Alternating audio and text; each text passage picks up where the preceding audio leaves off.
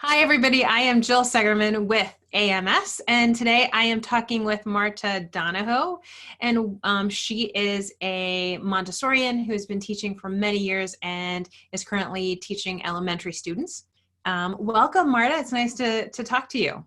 It's good to see you again, Jill. So, today we're talking to you about care of the teacher. And I'm going to start by just asking you what about care of the teacher, this idea of care of the teacher, brings you joy? Well, I can tell you that I've been a person who's had a daily meditation practice for many years, and I couldn't be more grateful for that right now. It's really been critical to settle my own nervous system. So I think a big part of caring for the teacher is making sure to have that time where, you can just bring yourself online and be present to whatever needs to be paid attention to.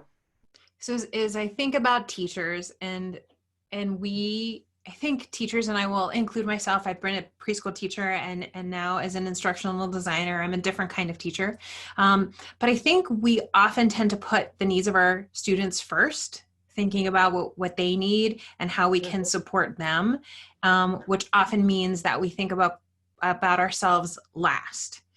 And so when thinking about care of the teacher, how can you help teachers reconcile the fact that caring for themselves is important and not something that should be the very last thing they think about? Mm-hmm. I do think there's a kind of an image out there of self-sacrifice that uh, doesn't necessarily serve us and never has. But I think we're at a critical time now to really notice what is life-giving for us and for others. And we really can't, it's that image of being on an airplane and putting the oxygen mask on yourself first before you put it on anyone else. So really just taking the time to notice what it is that we need to do for ourselves so that we can be more present. I'm taking daily walks these days to the woods near my house. There's a family of owls there. And every day when I do that, I'm able to pay attention to the world in a way that I wouldn't be able to otherwise. So I am staying home and I am staying safe and I am doing some teaching, but those are the sorts of things that I think we're being called to right now. How do we notice maybe what we haven't been noticing in the past as teachers, as a society? So one of the things that I do with students, these elementary students that I've been working with, is I go in every week to teach meditation to them. And one of the lessons we did just a few weeks ago, we called Animal Eyes, where we went into breathing and being quiet and opening our eyes and seeing things all around us, like the way animals might. Like, what do you notice that you haven't noticed before? So every day I'm doing that practice when I walk around my house or go to the woods or whatever it is that I'm doing. And it's helping me remember. One of the things that one of my teachers taught me, Pat Ludick, who was one of my mentors in Montessori, she would invoke this Celtic saying that there's a thin time when enchantment and goodness meet. And that saying kind of has a different feel for me right now, where enchantment is more about what is the dark kind of underbelly of things. How do we look at that, and how does that meet with the goodness of the world? So that's my practice right now, and I think that it's a healthy practice for all of us to be taking part in. I'm listening to Brene Brown and her new podcasts called Unlocking Us, which is giving me a lot of support. And I'm reading a book that I just happen to have right here with me called The Summer Book by Tova Jansson, which is a children's book, and I'm reading it with my granddaughter. It's a story of a Finnish grandmother and her granddaughter who live on an island for a summer. So it really brings you into the natural world and really creates a kind of appreciation for a simple life and what are the things that we can maybe do away with. And I think maybe that's happening for teachers now too. Like, what are the things that we truly appreciate about our teaching practice? What are our priorities?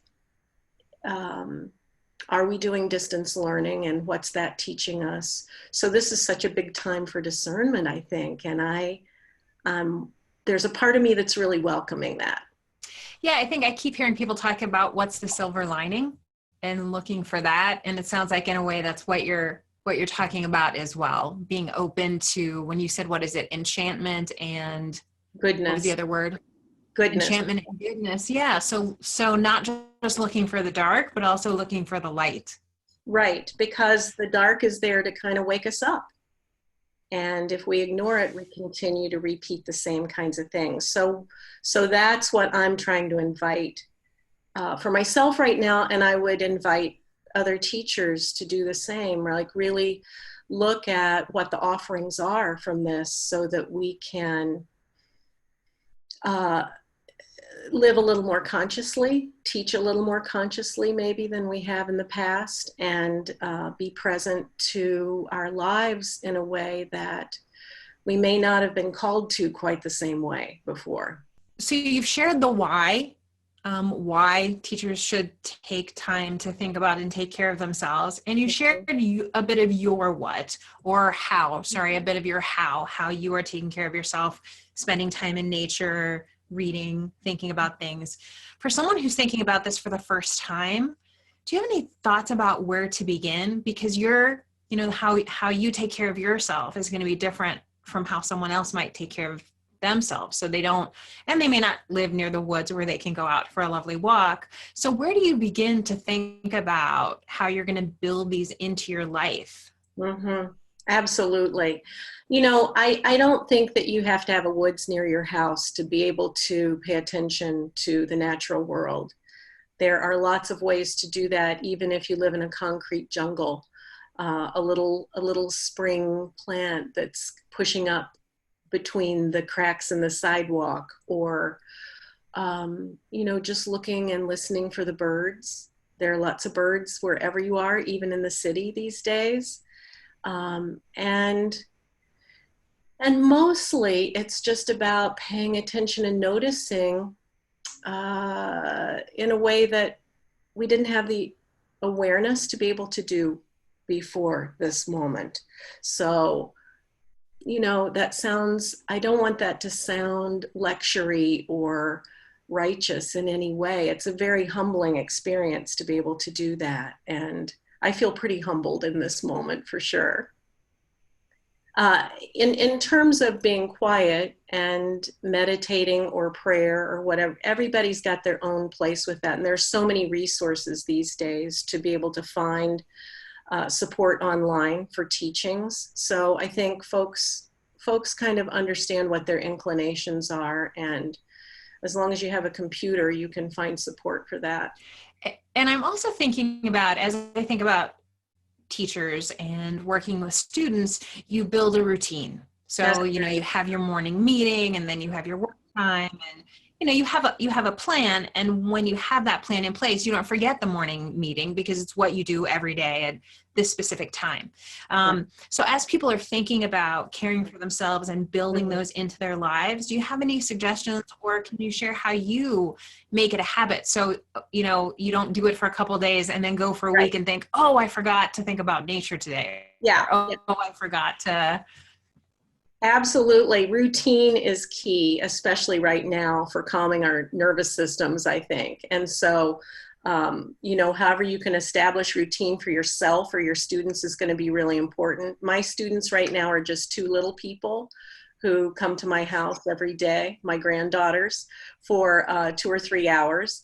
And we have I'm at the table where we do our lessons, so we have our little lesson plan book, which is really not for me, but so they can sit down and write down what we're going to do that day. And I can see them calm down the minute they start writing down the lessons that we're going to do together and that sort of thing.